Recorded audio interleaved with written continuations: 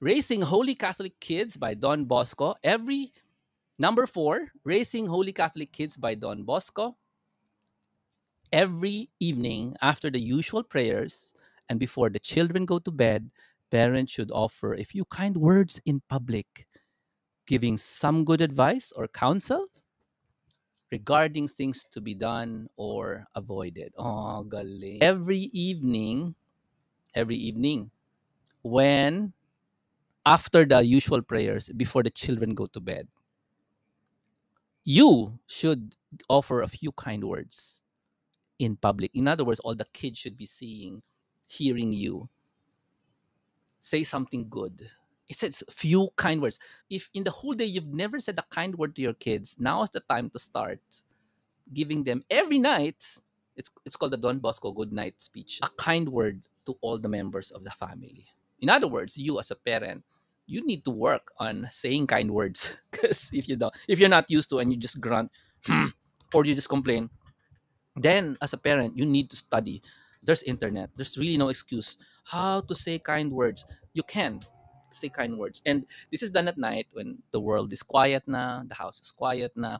You can just say one kind word for each kid, and of course your spouse as well. Tapos you can also give good advice at this point. This is not the point when you are ranting or angry. This is the world is quiet, okay? And then you give them advice about something that should be done, something that should not be done. This is the time that you give them advice without being angry. Because most parents, in my experience, most parents, no, they would be angry. Then that's the time that they will teach what should be done or what should be avoided. And the kids just learn it while you're angry. So no fun, right? You're not a fun parent because every time we learn something new, you have to be angry first. So in this style, Don Bosco's teaching us we should do it every day before sleeping. Okay? Mga habit na ginawa namin, not just saying kind words, no. I haven't done this because this is brand new for me also, is to do the sign of the cross for every person in the house. As the father, it's your job to do that. Actually, ikaw lang ata ang may karapatang mag-sign of the cross sa lahat ng members ng household mo as a father. If you're the mother, you can do the sign of the cross sa mga kids mo, but not sa husband mo. This is a thing about authority.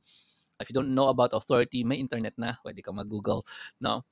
Ano ba yung authority when it comes to family structure, because the feminists will teach you if the wife is earning money, nasa kanyang authority. Unfortunately, we're not talking about feminist authority, we're talking about Catholic authority in the family.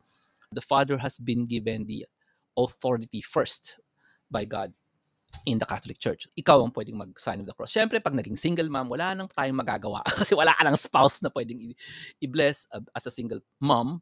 So, siyempre, authority may mga kids because your husband has left.